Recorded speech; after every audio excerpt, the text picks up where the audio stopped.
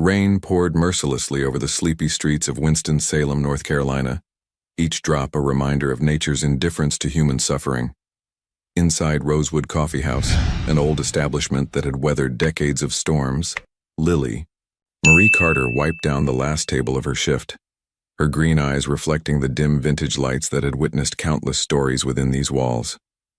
The ancient ceiling fan creaked above, its slow rotation matching the rhythm of her exhaustion. At 24, Lily carried the weight of responsibilities far beyond her years. Her weathered cream sweater, picked up from a thrift store 2 winters ago, hung loose on her slender frame, and her worn boots had long since given up their waterproof promises. "You sure you don't want me to wait with you?" Harper Green called from behind the counter, her vibrant red curls bouncing as she counted the day's receipts. Harper's presence had always been a burst of color in Lily's monochrome world, from her bold tattoos to her infectious laugh. "I'll be fine," Lily responded, managing a tired smile. "Grandma needs her medication by 9, and I'm already cutting it close." Her fingers unconsciously traced the small, brave tattoo on her wrist, a ritual that had become as natural as breathing. The coffee house's warmth clung to her skin as she stepped into the rain, pulling her sweater tighter.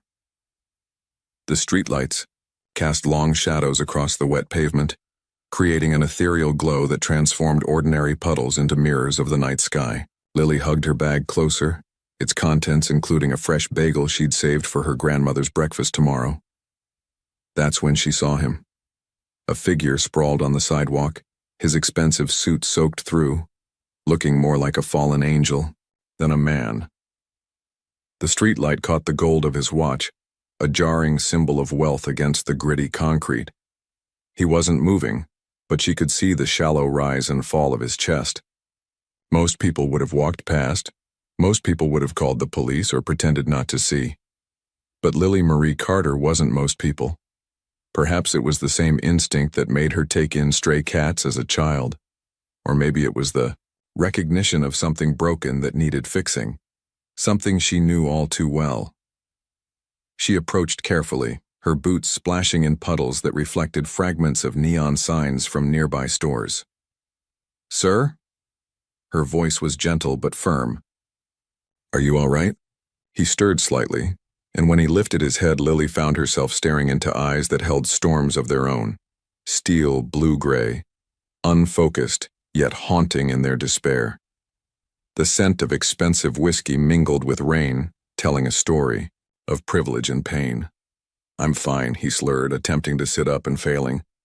His blonde hair, darker from the rain, fell across his forehead in disheveled strands. "Just enjoying the weather." Lily glanced at her watch. 8:45 p.m. Her grandmother's medication was due in 15 minutes. She had a choice to make, and in that moment she made the one that would unknowingly alter the course of both their lives. "The coffee house is closed," she said, fishing out her keys. "But there's a back room with a heater and clean towels. You look like you could use both." She paused, studying his face. "And maybe some coffee. Or would you prefer someone who won't ask questions?" He looked up at her then, really looked at her, as if seeing through the rain for the first time. Something flickered in those stormy eyes. Recognition, perhaps, not of who she was, but of what she was offering. Understanding. Sanctuary. "Both," he managed, his voice rough. "Both would be good." Lily helped him to his feet, surprised by his height. He towered over her, yet leaned on her as if she were the only solid thing in a world that had turned liquid and uncertain. Together, they made their way to the back door of Rosewood Coffee House, their footsteps echoing in the empty street. Inside, the back room was small but warm, filled with the lingering scent of coffee and freshly baked bread. Lily guided him to an old armchair, its leather cracked but comfortable, then disappeared briefly, returning with a clean towel and a steaming mug. "It's our house blend," she said, placing the mug on a small table beside him. "Strong enough to cut through whatever's drowning you, but smooth enough to be kind about it." He took the towel with trembling hands, and Lily noticed the fine lines of exhaustion around his eyes, the way his shoulders carried an invisible burden. This was a man used to wearing masks, she realized, but tonight, His defenses had crumbled. In the rain. "Why?" he asked, his voice barely above a whisper. "Why help a stranger?" Lily busied herself with adjusting the heater, avoiding his gaze. "Because someone once told me that kindness isn't about deserving. It's about needing. And right now you look like you need it." She glanced at her watch again. 8:52 p.m. "I have to go," she said, gathering her bag. "But you can stay here as long as you need. Just pull the door shut when you leave. It locks automatically." At the doorway, she paused, looking back at the stranger who had somehow found his way into her quiet world. "Whatever happened, tomorrow's another day. Sometimes that's all we need to know." He nodded, clutching the mug like a lifeline, and Lily stepped back into the rain, unaware that she had just offered shelter to Mason Walker, the billionaire whose face would be splashed across every news channel by morning. Unaware that this simple act of kindness would ripple through both their lives like stones cast into still water. As she hurried home through the rain, the word brave on her wrist seemed to pulse with each heartbeat, a reminder that sometimes the bravest things we do are the ones we don't think twice about. The following morning dawned with a reluctant sun breaking through lingering storm clouds. Lily arrived at Rosewood Coffee House earlier than usual, her mind drifting to the stranger she'd left in the back room. She wasn't surprised to find the space empty, just a neatly folded towel on the armchair and the coffee mug washed and placed on the small table. What did surprise her was the origami crane sitting next to the mug, crafted from what appeared to be an expensive business card. She picked it up carefully, noting the precise creases and deliberate folds, a small gesture that spoke volumes about careful hands and a mind that needed something to focus on during sleepless hours.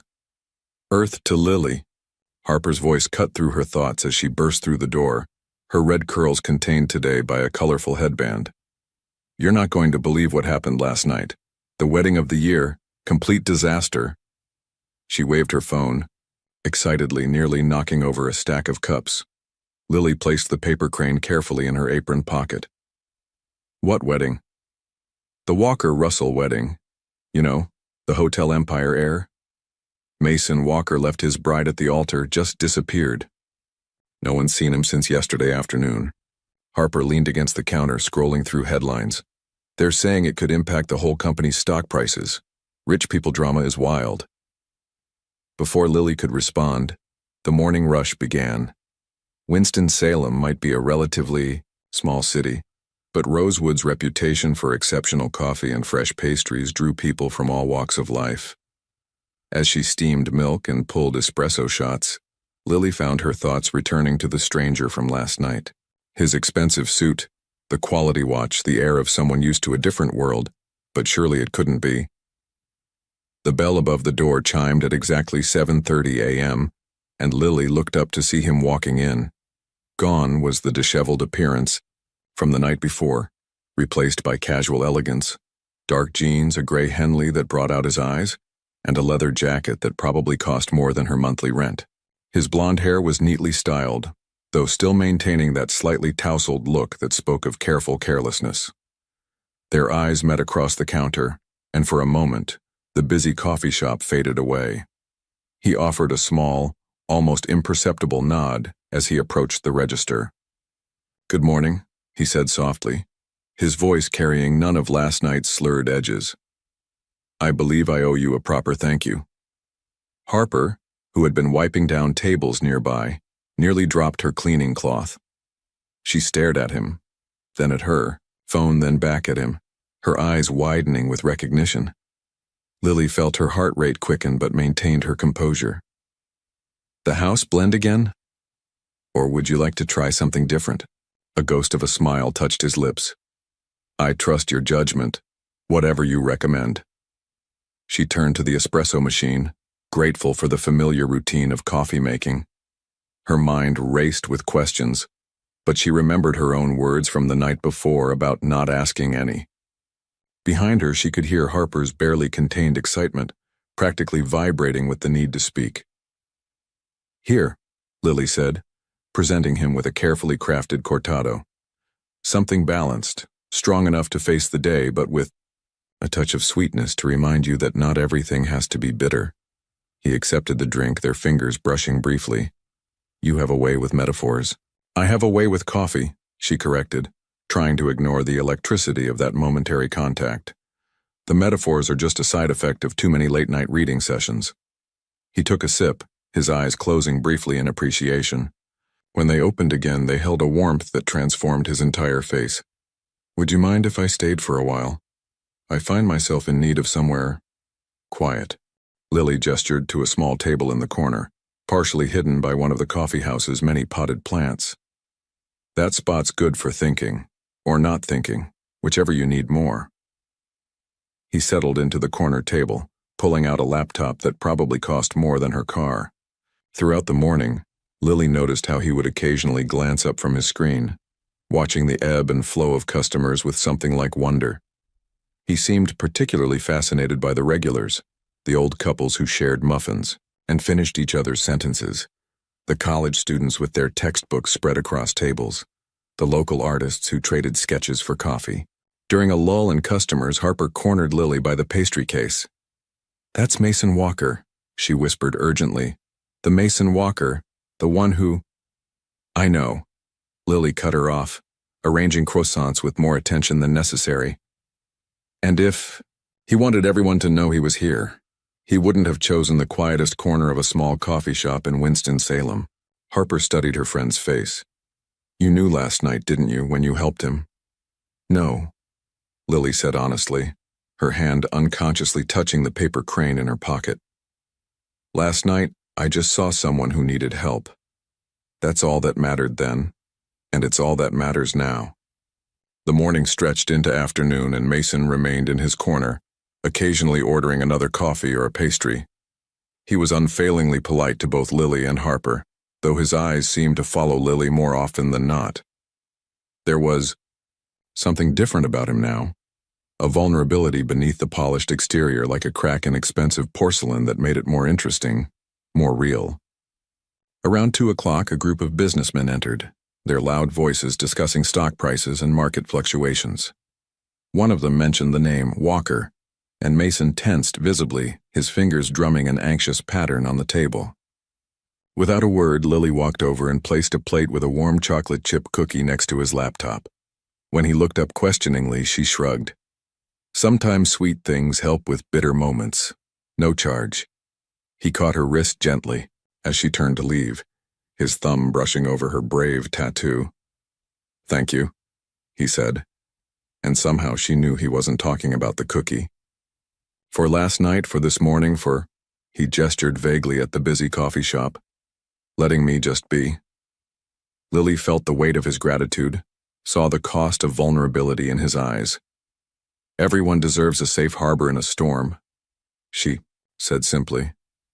"Even if they sailed in on a yacht." A genuine laugh escaped him, probably the first in days, and the sound seemed to surprise them both. Lily smiled in response, then returned to work, aware of Harper's knowing looks and the warmth that lingered on her wrist where he had touched her. As closing time approached, Mason packed up his things but hesitated before leaving. He placed an envelope on the counter.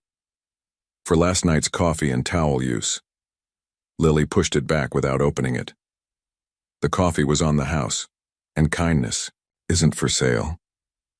Their eyes met again, and something unspoken passed between them, an understanding, a possibility, a dangerous kind of hope. Mason nodded once, tucking the envelope away. "Then perhaps I'll just have to find other ways to repay the kindness." As he walked out into the fading afternoon light, Lily realized she was still holding the paper crane he'd made. Such a delicate thing, created by hands that were used to holding the weight of empires. She placed it carefully on her windowsill at home that night, next to a small potted succulent, a reminder that sometimes the strongest things can also be the most fragile. Evening settled over Winston-Salem like a soft blanket, bringing with it the kind of quiet that made secrets easier to share. Lily sat beside her grandmother's bed in their modest apartment, gently applying lotion to the older woman's paper-thin hands. Rose Carter had once been a force of nature. Now she was like autumn leaves, beautiful but fragile, each day a little more delicate than the last. "You're humming again," Rose observed, her voice warm with knowing. "That old Elvis song you only hum when something's on your mind." Lily hadn't even realized she was humming "Can't Help Falling in Love." She stopped abruptly, focusing intently on her grandmother's hands. "Just a busy day at work." "Busy doesn't make your eyes sparkle like that," Rose said, squeezing her granddaughter's fingers. "I may be old, dear, but I'm not blind." Before Lily could respond, a light knock at their door interrupted the moment. Harper stood in the hallway, clutching her tablet and wearing an expression that meant trouble. "You need to see this," she said, brushing past Lily into the apartment. She settled onto their worn couch, the one Lily had reupholstered herself last summer, and pulled up a news website. The headline made Lily's heart sink. "Walker heir spotted in North Carolina, exclusive photos." The pictures were grainy but unmistakable. Mason at Rosewood Coffee House sitting at his corner table. In one shot he was laughing at something off camera, and Lily recognized the moment from earlier that day when she'd made the yacht comment. "They're saying he had some kind of breakdown," Harper continued, scrolling through the article. "The Russell family is threatening to sue for emotional damages, and the Walker Hotel's stock dropped 15% today." Lily sank into the armchair across from Harper, her grandmother's antique timepiece ticking steadily on the wall behind her. "He doesn't seem broken to me," she said quietly. "Lost, maybe, but not broken." "Speaking of your mysterious billionaire," Harper leaned forward, lowering her voice despite Rose being in the other room. "Did you know he's been asking about you?" Lily's head snapped up. "What?" "This morning, while you were picking up supplies, he asked me how long you'd worked at Rosewood, if you'd grown up here." Harper's eyes sparkled with mischief. "He seemed particularly interested in whether you were seeing anyone." "Harper," Lily warned, but her friend wasn't finished. "I may have mentioned that you're single, work too hard, and make the best cinnamon rolls in 3 counties. Harper grinned. He wrote that last part down. Lily threw a cushion at her friend, but her mind was already racing. The thought of Mason asking about her sent a warm flutter through her chest, immediately followed by a cold splash of reality. She glanced down at her simple clothes, the small apartment, thought of her grandmother's mounting medical bills. "It doesn't matter," she said finally. "We're from different worlds." "Honey," Rose called from the bedroom, her voice carrying years of wisdom. "Different worlds are exactly where the best stories begin." The next morning, Mason arrived at his usual time, but something was different. His usual confident stride was replaced by a tighter, more controlled movement. He clutched his phone like it might bite him. "Everything okay?" Lily asked as she prepared his now usual cortado. He ran a hand through his hair, a gesture she was beginning to recognize as a sign of internal turmoil. "My family's lawyers are flying in. Apparently, I need to manage the situation before it gets worse." His laugh was hollow, as if leaving someone at the altar could get any worse. Lily studied him for a moment, then made a decision. "Follow me." She led him through the kitchen to a narrow staircase he hadn't noticed before. It opened onto the coffee house's roof, where a small garden of potted herbs and flowers created an unexpected oasis. String lights crisscrossed overhead, unlit, in the morning sun but promising magic for evening hours. "Sometimes," Lily said, settling onto a weathered bench, "we need to look at things from a different height to see them clearly."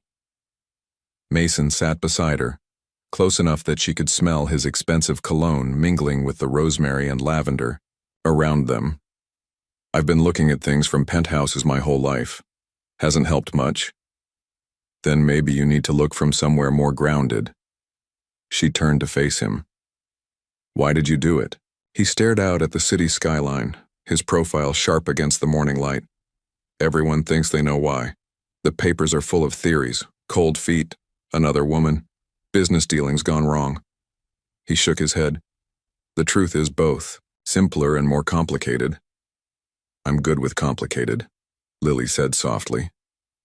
Mason pulled out his father's watch, turning it over in his hands. "Amelia, my ex-fiancée. She had our entire life planned. The wedding, The merger between our family's companies, the house in the Hamptons, the 2.5 kids who'd attend the right schools and marry the right people. His knuckles whitened around the watch. The day before the wedding, I overheard her on the phone with her father. She was laughing about how she'd finally tamed the Walker wild child. And that's when you knew? That's when I admitted what I'd known for months. He looked at Lily, his eyes stormy with emotion. I was marrying her because it was expected, because it made business sense, because it would finally make my family proud. But standing there in that church, all I could think was, this isn't living. This is performing. Lily reached out instinctively, her fingers brushing his arm. So you chose to stop performing. I chose to run, he corrected bitterly. Not very brave of me.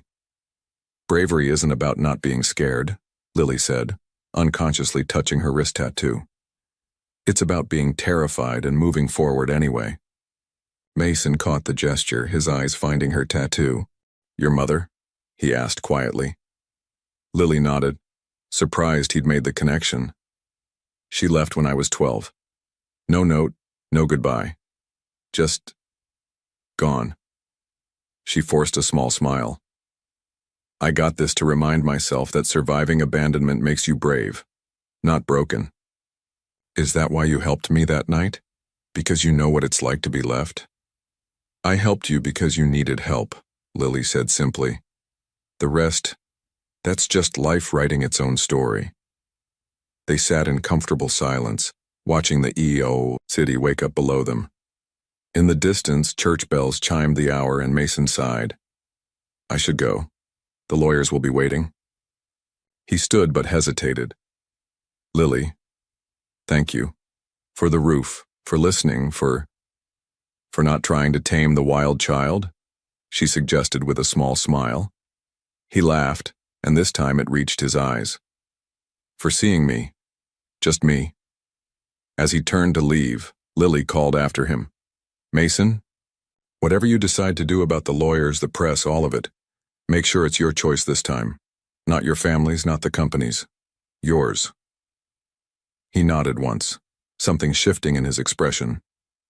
As he disappeared down the stairs, Lily remained on the roof, surrounded by her growing things, wondering when exactly she'd started caring so much about a man who had every reason to disappear from her life as suddenly as he'd entered it. Below, she could hear Harper starting the morning prep, humming that same Elvis song Lily had caught herself humming the night before. Maybe her grandmother was right. Maybe the best stories did start with different worlds colliding.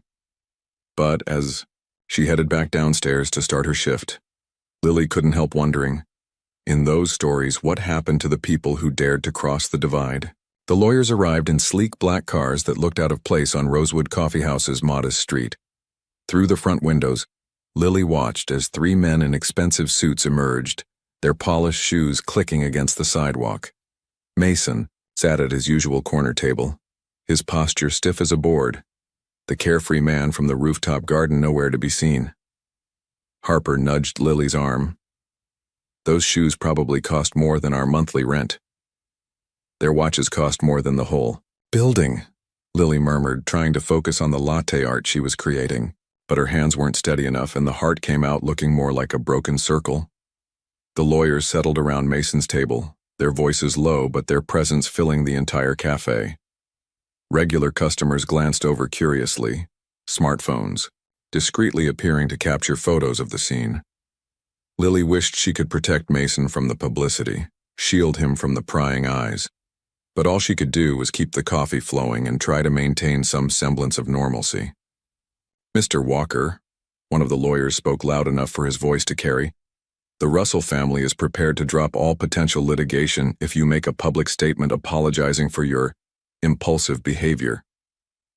Mason's fingers drummed against the table, his tell when anxiety crept in. And what exactly would this statement entail? A simple acknowledgement of temporary emotional distress, perhaps citing exhaustion from overwork. We'll attribute your actions to stress rather than any reflection on Miss Russell or her family. The press will eat it up, the overworked heir who just needed a break. A break? Mason's voice carried an edge Lily had never heard before. Is that what we're calling it when someone realizes they're about to marry for all the wrong reasons? The eldest lawyer leaned forward, his gold cufflinks catching the morning light. Mason, be reasonable. The company's stock has dropped 20%. Your father is fielding calls from concerned board members. The Russell merger is hanging by a thread. We need to contain this situation. Contain? Mason spat the word like it was poison. That's all anyone ever wants to do with me. Contain, control, manage, because you're a walker, another lawyer interjected. And walkers have responsibilities. The bell above the door chimed, and all heads turned to see a striking woman enter the coffee house. She wore a designer suit that probably cost more than Lily made in 3 months. Her dark hair swept into an elegant chignon. Even without introduction, Lily knew instantly who she was. Amelia Russell, the woman Mason had left at the altar. The coffee house fell silent. Harper stopped mid-wipe of a table, her cleaning cloth frozen in air. Even the regulars who pretended not to notice the lawyers couldn't help but stare now. Amelia's heels clicked across the floor as she approached Mason's table. "Hello, darling," she said, her voice honey-sweet but her eyes cold as winter. "You've led us on quite the chase." Mason stood so quickly his chair scraped against the floor. "Amelia, what are you doing here? Trying to salvage what's left of both our reputations." She gestured to an empty chair. "May I?" Before Mason could respond, Lily appeared at the table with a fresh carafe of coffee. "I'm sorry, but that seat's reserved for paying customers." Her voice was professional but firm. "House policy." Amelia's perfectly shaped eyebrows arched. "Excuse me? You want to sit? You'll need to order something." Lily met the other woman's gaze steadily. "We have an excellent bitter brew that might suit your taste." A flash of appreciation crossed Mason's face before he schooled his features. The lawyers shifted uncomfortably, but Amelia's lips curved into a dangerous smile. "Very well. Double espresso, no sugar." She turned to Mason. "You always did have a fondness for quaint local establishments." Lily returned moments later with Amelia's espresso, served in their finest china cup, the one Harper's grandmother had donated years ago. "Careful," Lily warned. "It's hot. Wouldn't want anyone to get burned." The warning carried more weight than just coffee temperature, and everyone at the table knew it. "Mason," Amelia began once Lily stepped away, "you've made your point. Whatever crisis you're going through, we can work through it together. The press love a good reconciliation story." "Crisis?" Mason's laugh was hollow. "Is that what you call realizing you've spent your whole life trying to be someone else's version of yourself?" "I call it a moment of weakness," Amelia replied smoothly. "One that we can overcome. Think about it. The prodigal heir returns, humbled but wiser. We'll have a smaller ceremony, more intimate. Your father's already agreed to accelerate the merger as a show of good faith to my family." Mason's hand went to his father's watch, his thumb running over its worn face. "And what about what I want?" "What you want," Amelia's voice sharpened. "What about what you owe? To your family, to mine, to the thousands of employees depending on this merger." She leaned forward, lowering her voice. "Do you really think you can find whatever you're looking for here, in this?" She glanced around dismissively. "Charming little establishment?" From behind the counter, Lily tried not to listen, tried to focus on her work, but every word carried across the quiet space. She could see Mason's shoulders tense, could feel the weight of expectations crushing down on him. That's when Rose Carter chose to make her entrance. Lily's grandmother stood in the doorway, more steady on her feet than usual, her silver hair catching the morning light. She made her way to the counter and Lily rushed to help her. "Grandma, what are you doing here? You should be resting." Rose patted her granddaughter's cheek. "Can't an old woman want to see where all the excitement is?" Her voice carried clearly through the coffee house. "Besides, I heard someone special was making your eyes sparkle these days."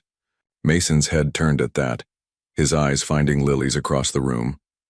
Something passed between them, understanding, possibility, fear. Amelia noticed the exchange, her perfect composure cracking slightly. Mason, darling, you can't seriously be considering throwing everything away for this. She gestured vaguely at the coffee house, at Lily, at the life so different from their world of penthouses and private jets. No, Mason said quietly, standing again. I'm not throwing anything away. He looked at the lawyers, at Amelia, at the life they represented. I'm choosing something real for the first time in my life. He pulled out his wallet, placed several $100 bills on the table. For the coffee, he said, then turned to leave. Mason, Amelia called after him. If you walk away now, there's no coming back. The merger, your position in the company, all of it will be gone. He paused at the door, looking back, not at Amelia, but at Lily. Sometimes, he said, echoing Lily's words from the rooftop. We need to lose everything to find what we're really looking for. The bell chimed as he left, leaving behind a wake of shocked silence. Amelia stood, smoothing her perfect suit, her composure back in place, but her eyes blazing. He'll come to his senses, she announced to no one in particular. He always does. But as she and the lawyers filed out, Lily wasn't so sure. She'd seen something in Mason's eyes in that final look. Not fear or uncertainty, but possibility. The same thing she felt growing in her own heart, despite every rational voice telling her to guard it more carefully. Rose made her way to Mason's abandoned table, picking up one of the $100 bills. Well, she said with a knowing smile, I believe this calls for one of your special cinnamon rolls, dear. Something tells me we haven't seen the last of that young man. Lily took the money from her grandmother's hand, replacing it with a fresh cinnamon roll. Grandma, she said softly, what am I doing? Living, Rose replied simply. Finally, truly living. Outside, rain began to fall again, as it had on that first night when a broken man had found his way to their door. But this time, Lily realized, he wasn't running from something. He was running toward something, and that made all the difference in the world. 3 days passed without any sign of Mason. The media circus outside Rosewood Coffee House gradually dispersed, leaving behind only scattered memories of expensive suits and probing questions. Lily tried to convince herself it was better this way, a clean break before things got too complicated. But every time the bell above the door chimed, her heart jumped a little, hoping. Harper watched her friend with growing concern. You're making that face again? She said one afternoon as Lily absent-mindedly drew figure eights and spilled sugar on the counter. What face? The one that says you're trying really hard not to care about something you care about way too much. Lily brushed the sugar away, forcing herself to focus on restocking the pastry case. The local news played quietly on the old TV mounted in the corner, and she tried not to flinch when Mason's name came up in the business report. The Walker Hotel's stock had stabilized, but rumors of a major restructuring were circulating. Lily began, then stopped, searching for the right words. I just hope he's okay. Honey, Harper said gently, billionaires are generally okay.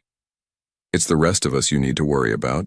But Lily couldn't shake the memory of that vulnerable man she'd found in the rain, or the way his eyes had looked when he'd chosen to walk away from everything he'd ever known. There was a difference between being okay and being whole. The afternoon lull was interrupted by the arrival of an unexpected visitor. A tall, distinguished-looking man in his 60s entered the coffee house, his bearing immediately commanding attention. His gray hair was perfectly styled, his suit impeccable, and his eyes, the same stormy blue-gray as Mason's, surveyed the space with careful consideration. Mr. Walker, Lily breathed, recognizing Mason's father from news photos. Harper nearly dropped the mug she was drying. Miss Carter? His voice was smooth, cultured, carrying the weight of generations of privilege. Might I have a moment of your time? Lily nodded, gesturing to Mason's usual corner table. As they sat, she noticed how his fingers moved to his own watch, the same nervous tell as his son. I suppose you're wondering why I'm here, he began, declining her offer of coffee with a polite wave. My son has always been impulsive, but this latest episode has surprised even me. With all due respect, sir, Lily said carefully, I don't think leaving the altar was an impulse. I think it was probably the first non-impulsive decision he's made in a long time. Richard Walker's eyebrows rose slightly. You speak quite confidently about a man you've known for less than a week. Sometimes you can know someone's heart without knowing their history. He studied her for a long moment, his expression unreadable. Mason was 12 when his mother died, he said suddenly, catching Lily off guard. Cancer, quick and brutal. She was everything to him, to both of us. Lily's hand unconsciously moved to her brave tattoo. 12, the same age she'd been when her mother left. After that, Richard continued, I threw myself into the company, building something lasting, something worthy of her memory. I thought if I could make it big enough, strong enough, it would somehow fill the void she left. He paused, his facade cracking slightly. I never realized I was asking Mason to fill that same void with things that couldn't possibly fit. The merger? Lily said softly. The perfect marriage. The perfect life. Richard smiled sadly. But perfection, Miss Carter, is often the enemy of happiness. Something I've learned far too late. He reached into his jacket and pulled out an envelope. Do you know what this is? Lily shook her head. It's Mason's resignation from the Walker Hotels Board, along with a proposal to sell his controlling shares back to the company. He tapped the envelope against the table. He sent it this morning. No discussion, no negotiation, just choosing his own path. I'm sorry, Lily offered, though she wasn't sure if she was apologizing for Mason's decision or for the pain it clearly caused his father. Don't be. Richard's voice softened. For the first time in 20 years, my son sounds like himself again, and I suspect. He glanced around the coffee house, taking in its worn charm and genuine warmth. You had something to do with that. Before Lily could respond, the door chimed again. Mason stood there looking oddly casual in jeans and a simple button-down shirt, his hair slightly wind-blown. He froze at the sight of his father. Dad? Richard stood, straightening his suit jacket. Hello, son. We were just discussing your latest career move. Mason moved to stand beside Lily, close enough that she could feel the tension radiating from him. It wasn't up for discussion. No, Richard agreed, surprising them both. It wasn't. He picked up the envelope. I'll have legal process this immediately. Your shares will be transferred and your resignation will be announced at tomorrow's board meeting. Just like that? Just like that. Richard stepped closer to his son. You know, you have her eyes, your mother's. Not just the color, but the way they see right through all the pretense. She would have been proud of you today. Mason's breath caught. Dad, I wasn't there for you after she died. Not really. I built walls of wealth and expectations thinking they would protect you. Instead, he gestured helplessly. They just kept you trapped. The coffee house had emptied out, as if the universe itself was giving this family moment, the space it needed. Harper had disappeared into the kitchen, though Lily suspected she was listening through the door. I don't know what I'm doing, Mason admitted quietly. I just know I can't go back to not being me anymore. Richard nodded, then did something that seemed to surprise even him. He hugged his son. It was brief, awkward with years of emotional distance, but real. Whatever you're looking for, Richard said as he pulled away, I hope you find it. His eyes flickered to Lily. Or perhaps you already have. He turned to leave but paused at the door. Oh, and Mason? Your mother's garden fund, the one she set up for community projects, it's still active. Might be worth looking into. He smiled, a genuine warmth breaking through his professional demeanor. She always did believe that the best things grow in unexpected places. After he left, Mason sank into a chair, looking shell-shocked. Lily quietly prepared him a cortado, adding a touch more milk than usual. Some moments needed extra comfort. You okay? She asked, sitting across from him. I think. Mason took a sip of coffee, gathering his thoughts. I think that's the first real conversation I've had with my father since Mom died. Lily reached across the table, taking his hand. His fingers intertwined with hers naturally, as if they'd been doing this for years instead of days. What happens now? She asked. Mason looked around the coffee house, his eyes lingering on the herb garden visible through the window, the worn but comfortable chairs, the way afternoon light painted everything in shades of gold. Now, he said, squeezing her hand, I learn how to be me. Not Mason Walker the heir, not Mason Walker the runaway groom. Just Mason. And who is that? He smiled, and it reached all the way to his storm-colored eyes. I don't know yet, but I'd like to find out. Maybe. He hesitated, vulnerability creeping into his voice. Maybe with someone who's brave enough to see me even when I couldn't see myself. Outside, the first stars were appearing in the darkening sky.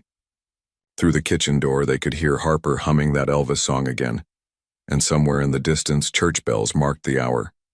Two worlds, Lily thought, didn't have to collide to come together. Sometimes they just had to find the right space in between, a space that looked remarkably like an old coffee house at twilight, where broken pieces could find their way to becoming something whole again. Early morning light filtered through the rooftop garden's herbs, casting dappled shadows across Mason's face as he studied the worn business plan spread out before him. Lily sat cross-legged beside him on their usual bench, nervously watching his expression as he read. Your grandmother wrote this? He asked, running his finger along the faded margins filled with Rose's elegant handwriting. 25 years ago. Lily plucked a sprig of lavender, rolling it between her fingers. Before she got sick, she always dreamed of turning Rosewood into something bigger. Not just a coffee house, but a real community space. Classes, events, a proper garden cafe. She gestured to the modest rooftop garden around them. This was supposed to be just the beginning. Mason nodded, his eyes scanning the detailed notes about community programs and sustainable business practices. She was ahead of her time. These concepts, local sourcing, educational workshops, green spaces, they're exactly what people are looking for now. Yeah, well, dreams don't pay medical bills, Lily said softly, the weight of responsibility evident in her voice. 2 weeks had passed since Richard Walker's visit, 2 weeks of quiet mornings and gentle discoveries. Mason had traded his designer suits for casual clothes, his corporate meetings for hours spent learning the art of coffee making from Lily. She'd caught him studying the ancient espresso machine with the same intensity he once reserved for business reports. What if they could? Mason said suddenly, straightening up. Pay the bills, I mean, and fund the dreams. Lily gave him a wary look. Mason, hear me out. He shifted to face her, that familiar spark of excitement in his eyes. My mother's garden fund. It was set up specifically for community development projects exactly like this. I can't take your family's money. It wouldn't be my family's money, he corrected. It would be a proper business investment through a legitimate foundation. One that my mother created specifically to help places like Rosewood grow. Lily stood, moving to the garden's edge to look out over the awakening city. The morning sun caught her hair, turning the brown curls to warm honey. And what happens when people find out? The media would have a field day. Runaway billionaire. Fund small-town barista's business. Mason followed her to the railing, standing close enough that their shoulders touched. First, I'm not a billionaire anymore. The share transfer went through yesterday. I'm just a guy with some savings and a trust fund I've barely touched. He smiled. Second, who says they have to know it's me? The foundation has dozens of projects. This would just be one more. And third? Third? He turned to face her, his expression serious. I'm not doing this for the small-town barista. I'm doing this for the woman who saw me when I was invisible, who offered kindness without asking for anything in return, who makes me want to be better, do better. Lily felt her heart skip at the intensity in his voice. Over the past 2 weeks, they'd carefully danced around the growing tension between them, both aware of how new and fragile this thing was. Mason, she began, but he gently caught her hand. Just think about it.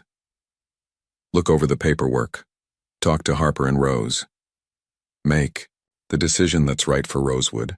Before she could respond, Harper burst through the roof access door, her red curls wild with excitement. You two need to see this. They followed her downstairs to find Rose in the coffee house, more animated than she'd been in months. She sat at Mason's usual corner table surrounded by old photo albums and blueprints. I found them, she announced triumphantly. All the original plans, every detail I dreamed up. She looked at Mason with knowing eyes, including some ideas your mother helped me with. Mason froze. What? Rose patted the chair beside her. Elizabeth Walker. She used to come here whenever she was in town for hospital treatments. Said our coffee was the only thing that made chemotherapy bearable. She pulled out a faded photograph that showed a younger Rose with a beautiful woman who had Mason's eyes. We spent hours talking about gardens and community and making spaces where people could heal. Mason sank into the chair, taking the photo with trembling hands. I never knew. She didn't want you to, Rose said gently. She said this was her secret paradise away from hospitals and worried faces. She helped me plan all this. She gestured to the blueprints, said someday it would grow into something beautiful. Lily watched as Mason traced his mother's face. In the photograph, saw the pieces of his past realigning themselves into new patterns. The garden fund, he said quietly. She set it up right after this, didn't she? Rose nodded. She wanted to make sure places like this could always find a way to grow. Harper, who had been uncharacteristically quiet, suddenly clapped her hands. Okay, universe, we get it. This is clearly meant to be. Harper, Lily warned, but her friend was unstoppable. No, think about it. Mason's mom literally helped plan this. The foundation exists specifically for this purpose. And let's be honest, this place needs more than just a fresh coat of paint. She gestured to the water stain on the ceiling, the creaky floorboards, the ancient equipment. Rose reached out and took Lily's hand. Sweetheart, I've spent years watching you put everyone else's needs first. Maybe it's time to let someone help your dreams grow too. Lily looked around the coffee house, at the worn chairs that had held countless conversations, the counter where she'd learned to make her first latte, the window where Mason's paper crane still sat beside her succulent. This place was more than just a business, it was home. Okay, she said finally, show me the paperwork. But, she pointed at Mason, we do this right. Everything legitimate, everything transparent. Everything above board, he agreed, his smile, brighter than the morning sun streaming through the windows. I already have some ideas for the garden expansion. Of course you do, Lily laughed, then grew serious. Mason, thank you. Not just for this, but for understanding why this place matters. He stood, carefully placing his mother's photo back in Rose's album. Thank you for showing me what matters. He hesitated, then added softly, Mom would have loved seeing what this place becomes. Well, Harper announced, pulling out her tablet. If we're doing this, we're doing it big. I've been sketching some design ideas and let me tell you the Instagram potential alone. As Harper launched into her vision for the future Rosewood, Lily caught Mason's eye across the table. He was looking at her with an expression that made her heart race, like she was something precious and rare, like she was the answer to a question he'd been asking his whole life. Outside, the morning crowd was beginning to gather. Soon the coffee house would fill with the usual symphony of espresso machines and conversation. But for now, in this moment between night and day, between past and future, 4 people sat around a table full of old dreams and new possibilities. And in the window the paper crane caught the morning light, its wings seeming to quiver with anticipation of flight. The renovation plans for Rosewood spread across the coffee house's largest table, weighted down by coffee cups and Mason's father's watch. Lily traced her finger along the architect's rendering of the expanded rooftop garden, trying to reconcile her modest dreams with the elegant design before her. It's too much, she said, looking up at Mason. The glass greenhouse, the spiral staircase, the teaching kitchen. It's beautiful, but it's not rosewood. Mason leaned against the counter, sleeves rolled up and a smudge of coffee grounds on, his cheek from his morning training session with Harper. Over the past week, he'd insisted on learning every aspect of the business, from grinding beans to managing inventory. What if it could be, he asked, not losing what makes this place special, but giving it room to become everything it was meant to be? Before Lily could respond, the door chimed. A woman in a crisp business suit entered, her tablet held like a shield. Mr. Walker, Olivia Chen, from the Historical District Commission. Mason straightened, professional instincts kicking in despite his casual appearance. Ms. Chen, thank you for coming. The commission has some concerns about your proposed renovations, she said, pulling up documents on her tablet. This building is part of Winston-Salem's historic downtown district. Any changes must preserve its architectural integrity. Lily's heart sank. They'd spent weeks planning, dreaming, carefully balancing ambition with authenticity. Now it felt like the ground was shifting beneath their feet. The plans maintain the original facade, Mason began, but Olivia cut him off. The rooftop additions would be visible from street level, altering the historic skyline. Additionally, we have questions about the funding sources. She glanced meaningfully at Mason, given recent media attention. Harper, who had been pretending not to eavesdrop while wiping down tables, dropped all pretense. The funding is completely legitimate. We have all the paperwork from the Walker Garden Foundation. Yes, Olivia said carefully. A foundation that hasn't funded any major projects in over a decade, suddenly taking interest in a small coffee house where Mason Walker happened to seek refuge after his highly publicized wedding incident. The room temperature seemed to drop 10 degrees. Mason's fingers found his father's watch, his tell more pronounced than ever. My mother started that foundation, he said quietly, to help places exactly like this grow. The timing might seem convenient to you, but I assure you, everything about this project is genuine. Nevertheless, Olivia continued, the commission requires additional documentation and community impact studies before we can approve any structural changes. Rose chose that moment to make her entrance, moving slowly but deliberately toward the group. Young lady, she said, her voice carrying the weight of years. Do you know why this building has survived so long? Olivia blinked, caught off guard. I assume because of the preservation codes.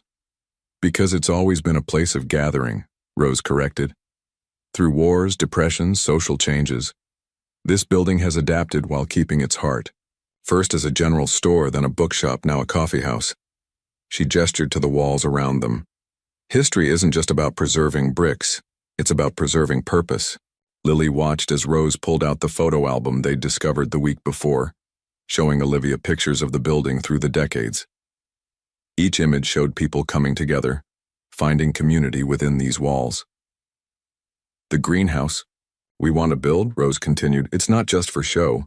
It's for teaching children about growing food, for providing fresh herbs to local restaurants, for giving people a green space in the heart of the city. She turned to a particular photo, the one of her with Elizabeth Walker. Some dreams take time to grow, but that doesn't make them any less worthy of blooming. Olivia studied the photographs, her professional facade softening slightly. These are remarkable historical documents in themselves. She looked up at Mason. If you could provide a detailed preservation plan showing how the renovations would honor the building's legacy while serving the community. We'll have it on your desk first thing Monday, Mason promised. After Olivia left, Lily sank into a chair, the morning's tension catching up with her. Maybe this is a sign. Maybe we're trying to do too much, too fast. Mason knelt beside her chair, taking her hands in his. Hey, look at me. Do you remember what you said to me that first night? About kindness not being about deserving, but about needing? She nodded. Well, this community needs what Rosewood could become. Your grandmother's right. This place has always been about bringing people together. We're not changing that. We're just giving it more room to do what it does best. You sound like you really believe in this, Lily said softly. I believe in you, he replied, then quickly added, in this. In what we're building here. The almost confession hung in the air between them, electric with possibility. Harper, who had been unsuccessfully pretending to organize coffee beans, nearby, let out an audible sigh. Oh my God, just kiss already, she muttered, loud enough for them to hear. Lily felt her cheeks flush, but before she could respond, the door chimed again. This time, a familiar figure in expensive designer wear stood in the doorway. Well? Amelia Russell said, surveying the scene with calculated interest. Isn't this cozy? The prodigal heir playing barista in his little investment project? Mason stood slowly, positioning himself slightly in front of Lily. What do you want, Amelia? Can't a person check on an old friend? She moved further into the coffee house, her presence somehow making the space feel smaller, especially when that friend is about to make a very public mistake. There's nothing public about this, Mason said firmly. The Foundation's involvement is completely legitimate. Oh, darling. Amelia's laugh was like crystal breaking. Everything about you is public now, and when the press finds out you're using your mother's foundation to fund your little coffee shop romance. She let the implication hang. Lily stood, her voice steady despite her racing heart. We're not doing anything wrong. No? Amelia raised a perfect eyebrow. The commission's already asking questions. How long before others start wondering about the convenient timing? The potential conflicts of interest? The personal relationships involved? She turned to Mason. Your father may have accepted your resignation, but the board still cares about the Walker name. Are you really willing to risk everything, including this charming establishment's reputation, for what? A small-town fantasy? That's enough. Rose's voice cut through the tension like a blade. I think you should leave. Amelia smiled, all perfect teeth and practiced charm. Of course. I just thought someone should warn you. She looked directly at Lily. Dreams are lovely things, dear. Until they become nightmares. After she left, silence filled the coffee house. Harper moved to lock the door, flipping the sign to closed despite the early hour. Mason ran a hand through his hair, frustration evident in every movement. I'm sorry. I never meant to bring all this complication into your life. Lily touched his arm, feeling the tension in his muscles. Hey, what was it you said about believing in what we're building? He turned to her, his eyes stormy with emotion. Lily, if this gets messy, then we'll clean it up, she said firmly. Together. The word hung between them, heavy with meaning. Outside, rain began to fall, just like that first night. But this time, neither of them was lost or alone. Rose watched them from her seat, a knowing smile playing on her lips. You know, she said casually, sometimes the best way to deal with thorns is to grow something beautiful right alongside them. Harper snorted. Or we could just make Amelia's life miserable by succeeding spectacularly. She paused, then added, with a grin, while looking fabulous doing it. The tension broke, laughter filling the space where fear had tried to take root. Mason's hand found Lily's, their fingers intertwining naturally.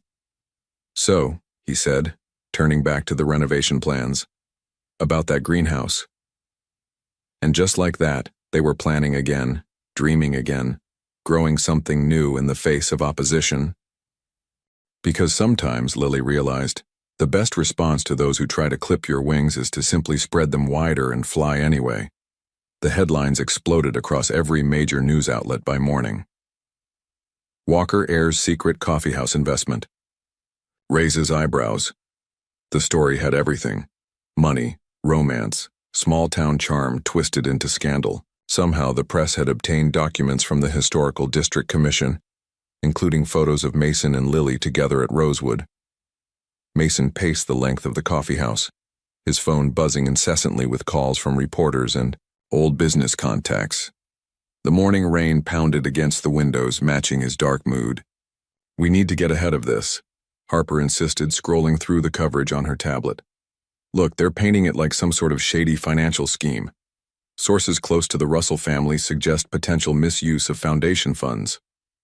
She looked up at Mason. 3 guesses who those sources are. Lily sat at the counter staring at the mounting pile of messages from the Historical Commission. Their preliminary approval was now under review.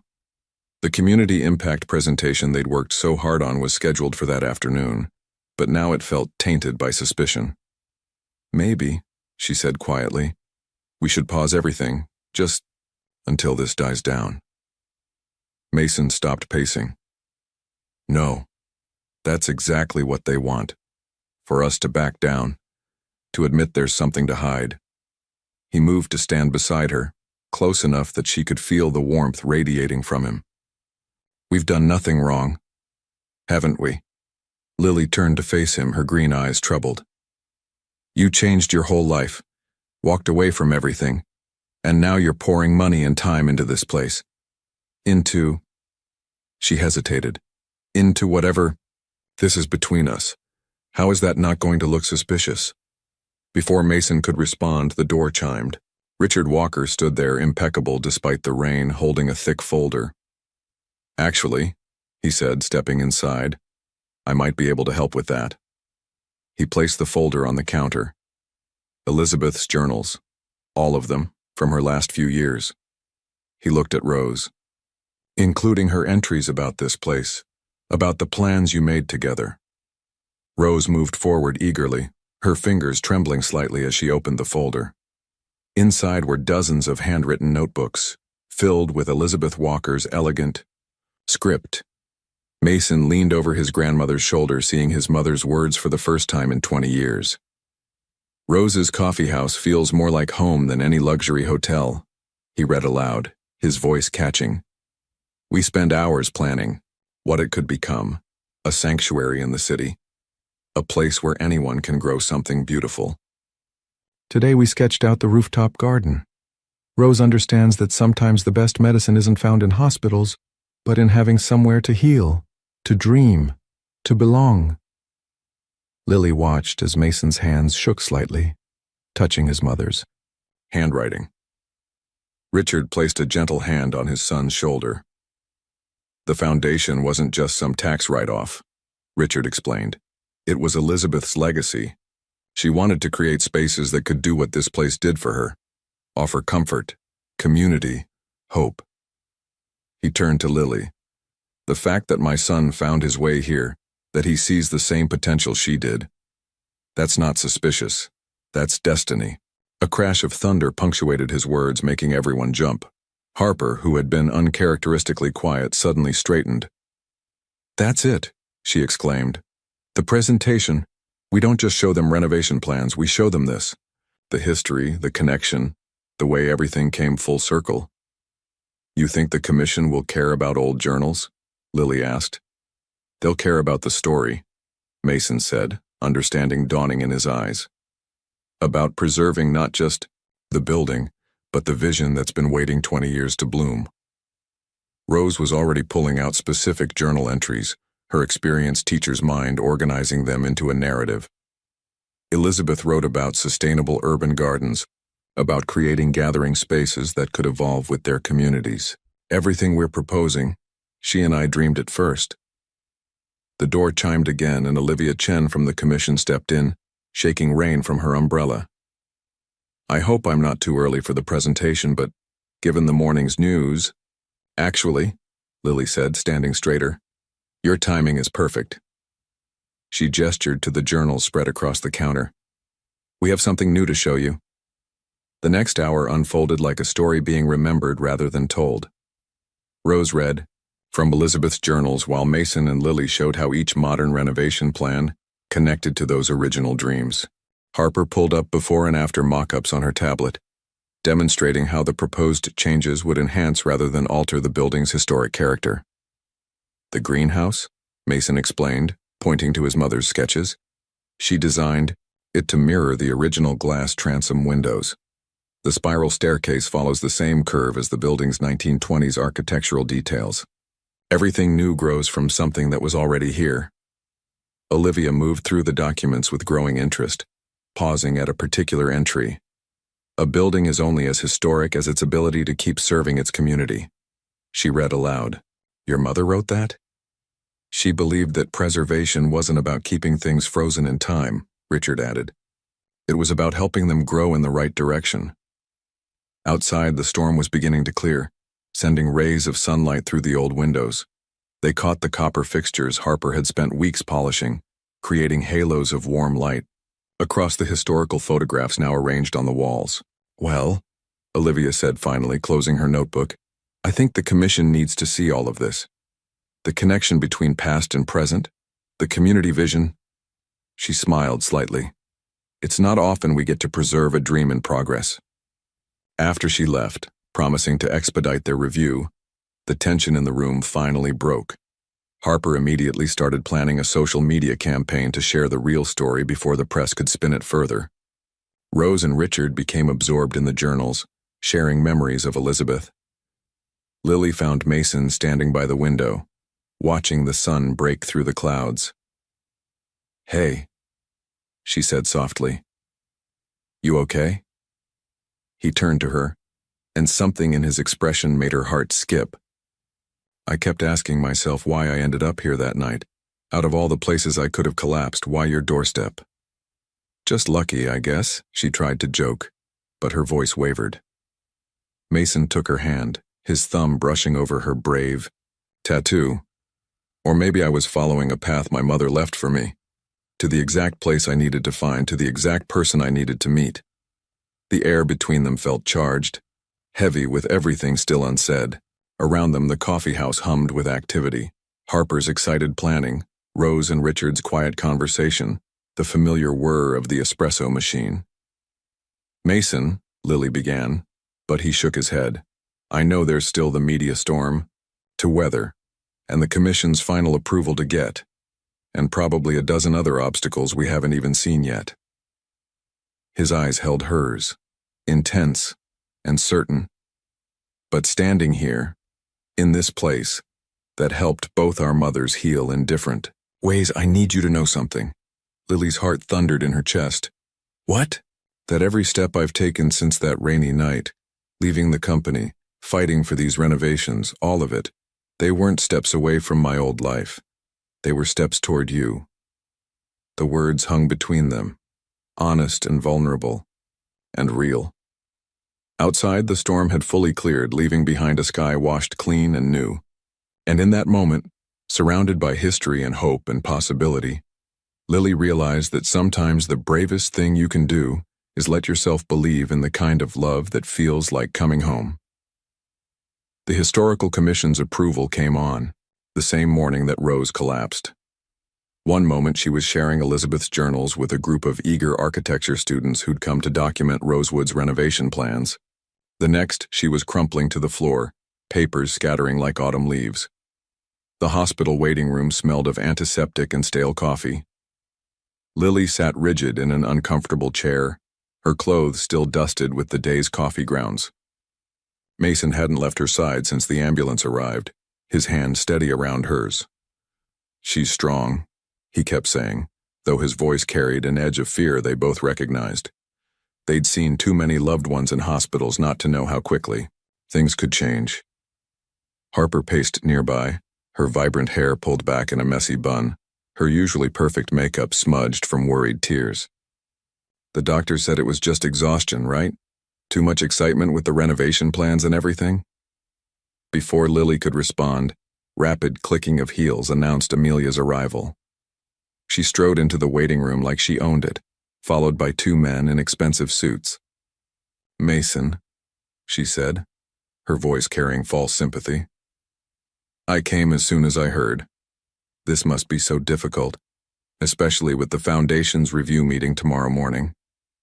Lily felt Mason tense beside her. What are you talking about? Oh, you haven't heard? Amelia's perfectly manicured hand touched her chest in feigned surprise. The Walker Foundation Board called an emergency meeting to review all recent funding approvals. Something about ensuring proper protocols were followed. She glanced meaningfully at Lily, particularly in cases where personal relationships might have influenced decisions. You did this. Mason stood, his voice low and dangerous. You pushed for this review. I'm simply looking out for your mother's legacy, Amelia replied smoothly. After all, what would she think about her foundation being used to fund your romantic rehabilitation? Don't you dare speak about my mother. Mason's hands clenched into fists. You have no idea what she would have wanted. Actually, one of the suited men stepped forward. As a member of the Foundation's legal team, I can tell you exactly what she wanted. The bylaws specifically prohibit board members, which you still are, Mason, from directing funds to projects where they have a personal stake. I didn't direct anything, Mason argued. The application went through all proper channels. After you personally delivered it, the lawyer raised an eyebrow. After you've been photographed practically living at this establishment, dating its owner? We're not. Lily started to protest, but Amelia cut her off. Save it, dear. The optics are what they are, and right now they're threatening everything the Foundation stands for. Harper stepped forward, fury radiating from every inch of her small frame. Everything it stands for, like helping communities grow, creating spaces for people to heal, because that's exactly what we're doing.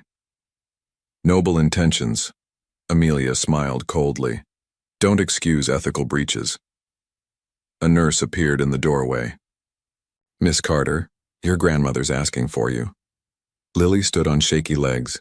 Mason moved to follow, but Amelia's lawyer blocked his path. Mason, the board meets at 9 a.m. tomorrow. If you want to save the Foundation's reputation and protect this little coffee house from a very public scandal, you'll be there, with a full withdrawal of the funding application. Or what? Mason challenged. Or we'll be forced to launch a formal investigation into potential misuse of Foundation resources. One that would put every aspect of this project, and everyone involved, under microscopic scrutiny. Lily turned back from the doorway, her heart breaking at the sight of Mason trapped between impossible choices. Again, because of her. Go, he said softly, meeting her eyes. Be with Rose. I'll handle this.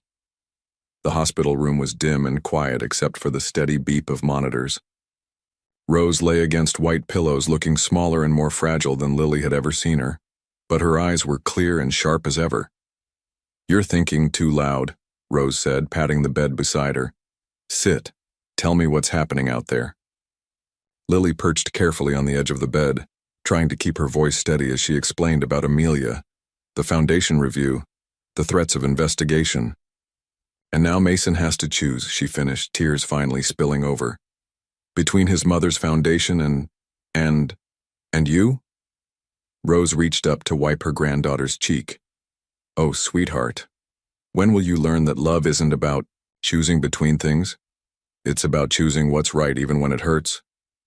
I don't want him to lose anything else because of me. Because of you? Rose's voice strengthened with indignation. Lily Marie Carter. That man found himself because of you, found his way back to his father, found his mother's dreams, found purpose beyond bank accounts and boardrooms. She squeezed Lily's hand. Sometimes love costs us things, but the real measure isn't what we lose, it's what we become. Before Lily could respond, commotion erupted in the hallway. She heard Mason's raised voice, then Richard Walker's distinctive tone cutting through the chaos. Stepping into the hall, she found father and son facing off against Amelia and her lawyers. The board meeting is canceled, Richard announced, his authority filling the space. As acting chairman of the Walker Foundation, I'm ordering a full audit of all funding practices over the past 5 years. He turned to Amelia with steel in his eyes, including several interesting approvals during your time as a board member. Amelia's perfect composure cracked. You can't. I can, and I am. Elizabeth's foundation will continue funding projects that align with her vision. Projects exactly like Rosewood. He softened his voice. The coffee house that gave her peace during her hardest days, that's now giving our son the chance to build something real.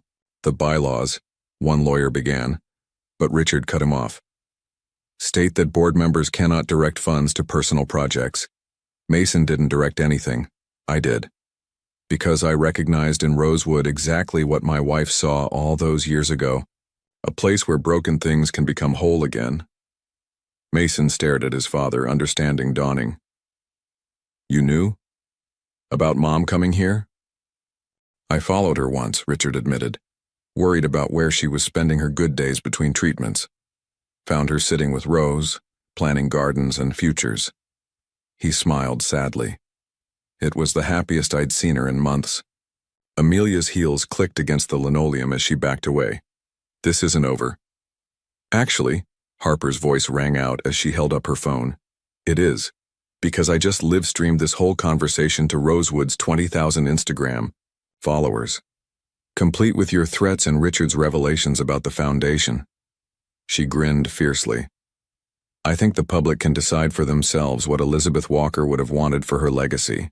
After Amelia and her lawyers retreated, after Richard went to handle damage control, after Harper finally stopped vibrating with triumphant energy, Lily found herself alone with Mason in the quiet hospital hallway. I'm sorry, they both said simultaneously, then laughed despite everything. What are you sorry for? Mason asked, stepping closer. For complicating your life. For making you choose. For... Stop. He cupped her face in his hands, his touch impossibly gentle. You didn't make me choose anything. You showed me who I could be if I was brave enough to choose myself. The word brave hung between them, heavy with meaning. Down the hall they could hear Rose's steady monitors, Harper's excited chatter, the ordinary symphony of hospital life continuing around their extraordinary moment. Mason, Lily whispered, I'm scared. Of what? Of believing in this. In us. In happy endings that don't get taken away. He pressed his forehead to hers, sharing the same breath, the same space, the same truth. Then be scared with me, he said softly. Be brave with me. Be real with me. Just be with me. And there, in a fluorescent-lit hospital hallway that smelled of antiseptic and hope, Lily finally stopped fighting the current that had been pulling them together since that first rainy night. Sometimes, she realized, the bravest thing you can do is let yourself fall. 6 months later, the morning sun streamed through Rosewood's new glass ceiling, casting prism-scattered light across the expanded cafe space. The renovation had transformed the old coffeehouse while somehow preserving its soul, modern touches blending seamlessly with historic charm, just as Elizabeth and Rose had envisioned decades ago. Lily stood in the center of the rooftop greenhouse, surrounded by herbs and flowering plants that seemed to reach for the sky. The spiral staircase, approved after 3 rounds of historical commission reviews, curved elegantly behind her, its wrought iron design echoing the building's original architecture. The lavender's especially happy this morning, Rose observed from her comfortable new perch by the greenhouse windows. Her health had improved steadily over the past months, her strength returning along with Rosewood's transformation. The doctors called it a miracle. Harper called it the power of having something to live for. Everything's happy this morning, Lily replied, running her fingers along the fresh herbs. Today marked not just the official grand reopening of Rosewood, but the launch of their community programs, cooking classes, gardening workshops, and a partnership with local schools to teach sustainable urban farming. Harper burst through the greenhouse door, her red curls adorned with tiny flowers. The camera crew's here and you will not believe who's covering the story. She practically bounced with excitement. National Morning Show. They're calling it The Billionaire and the Barista, a story of love and legacy. Lily groaned. That's terrible. That's trending, Harper corrected with a grin. Besides, wait until they see what we've done with the place. The Historical Society's already talking about making us a landmark destination. The sound of footsteps on the spiral staircase drew their attention. Mason appeared, looking more at home in jeans and a rosewood apron than he ever had in designer suits. 6 months of working alongside Lily had given him calluses on his hands and peace in his eyes. Dad's here, he announced. With Mom's journals. He thought. He paused, emotion catching in his throat. He thought they should be part of the library display. The new reading nook had been Mason's idea, a cozy corner filled with books about gardening, sustainability, and local history. Elizabeth's journals would join Rose's original business plans, their shared dreams finally available for others to discover. Perfect timing, Harper declared. The morning show wants to start with the historical connection, full circle, moment and all that. Speaking of full circle, Mason said, pulling something from his apron pocket. Look what I found while cleaning out the old storage room. In his palm lay the original paper crane he'd made that first morning after Lily found him in the rain. The expensive business card had faded, but the creases remained sharp, as if holding on to the memory of that moment. You kept it? Lily asked softly. Actually, Rose interjected with a knowing smile, I did. Tucked it away the day after he left. Something told me it was going to be important to the story. Before anyone could respond, Richard's voice carried up from below. They're ready when you are. Harper immediately switched into event coordinator mode.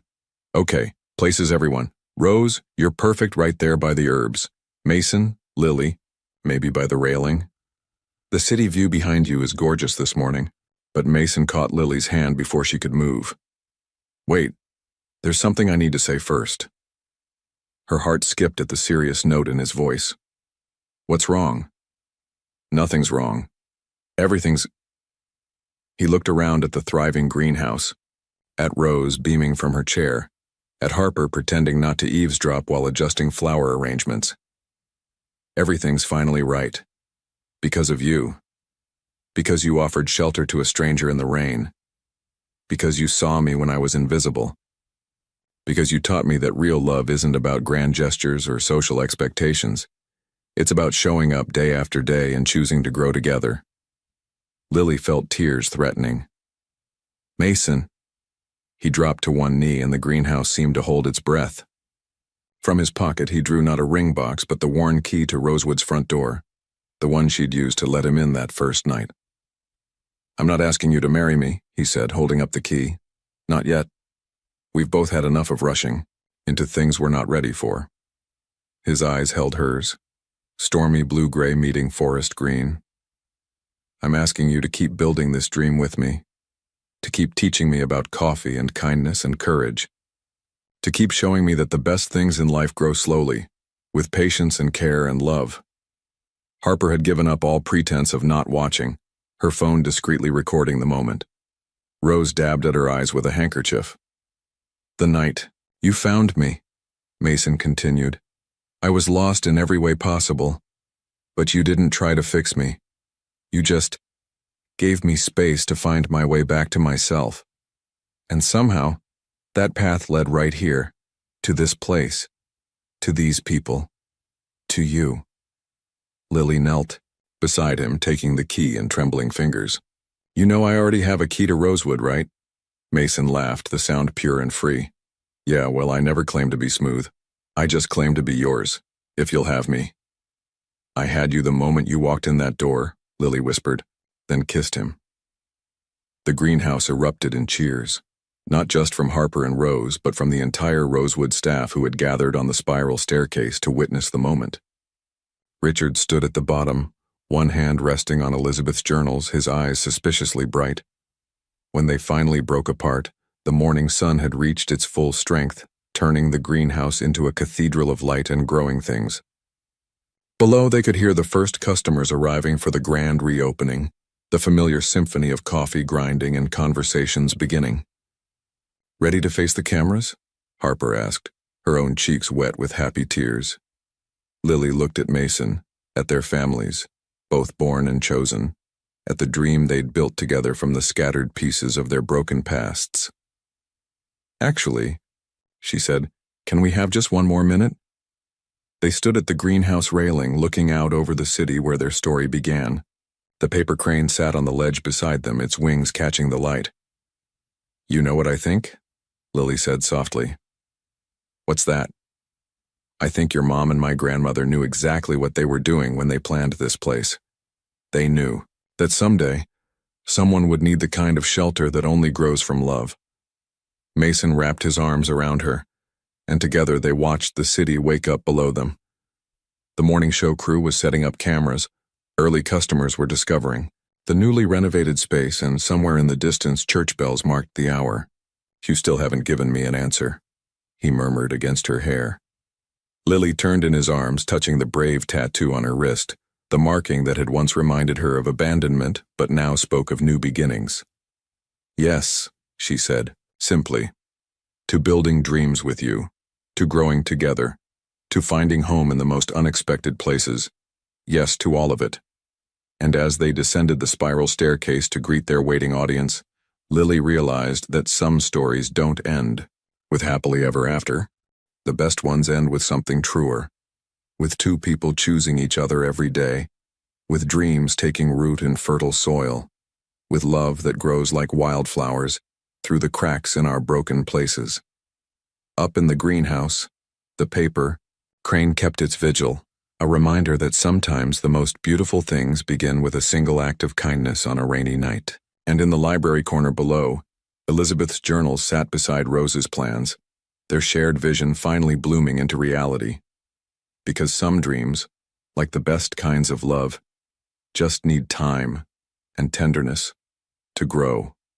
1 year later, the evening, light filtered through Rosewood's greenhouse, casting long shadows across the tables where families gathered for the cafe's popular Sunday community dinner.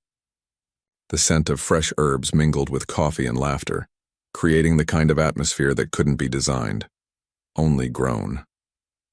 Lily moved between the tables, her wedding ring catching the light as she refilled water glasses. She still wore her apron, now emblazoned with the cafe's new logo, a paper crane surrounded by flowering vines designed by Harper's expanding creative agency. At the central table, Rose held court, teaching a group of children how to fold their own paper cranes while sharing stories about the building's history. Her health had stabilized, strengthened by purpose and joy. Beside her, Richard Walker helped a small girl with her creases, his corporate persona long since softened by Sunday dinners and grandparent duties. "Hey, stranger." Mason's voice came from behind as he wrapped his arms around Lily's waist. His hands still carried traces of garden soil from the afternoon's planting session. The rooftop garden had expanded to 3 neighboring buildings, creating an urban farming network that supplied fresh produce to local restaurants and food banks. "Stranger?" Lily laughed, leaning back against him. "We've been married for 3 months, and I still can't believe my luck." He kissed her temple. "Though I'm pretty sure Harper's already planning our first anniversary party." As if summoned, Harper burst through the greenhouse door, her red curls now streaked with silver and gold. "You two are needed downstairs. The journalism students are here for the documentary interview." The cafe's story had become a case study in sustainable urban development and community restoration. Architecture students still came to study the seamless blend of historical preservation and modern innovation, while business schools analyzed their unique social enterprise model. But more importantly, Rosewood had become exactly what Elizabeth and Rose had dreamed, a sanctuary where anyone could find shelter, grow roots, and bloom. "1 second," Lily said, moving to the small library corner where Elizabeth's journals were displayed. She opened the most recent edition, a leather-bound book where visitors shared their own stories of finding home at Rosewood. Mason watched as she wrote, "Love isn't just about the big moments, the rainy nights that change everything, the proposals in gardens, the wedding days. It's about the small choices, making coffee together at dawn, planting tomorrow's herbs, sharing strength when the other feels weak. It's about growing something beautiful from wherever you're planted. And sometimes, if you're very lucky, it's about finding someone who sees you exactly as you are and loves you enough to help you become who you're meant to be." Lily and Mason Walker, caretakers of dreams. Outside, the sun set over Winston-Salem, painting the sky in shades of promise. Inside Rosewood, stories continued to unfold, in coffee cups and garden beds, in paper cranes and gentle hands, in the countless ways love finds to grow wild and free. Because the best endings are really just beginnings in disguise. And this story, it was still growing. If you found yourself at a crossroads like Mason, Having to choose between the life others expect from you and the unexpected path your heart desires, what would you do? Would you have the courage to leave everything behind for a chance at authentic happiness, or would you stay in your comfort zone? Like Lily's brave tattoo reminds us, sometimes the bravest choice isn't the easiest one. Your participation in the channel is very important. Please leave your opinion in the comments. Thank you for watching. If you enjoyed the story, please subscribe to our channel and leave a comment below letting us know what you thought. Your feedback and support mean a lot to us. Stay tuned for more exciting stories.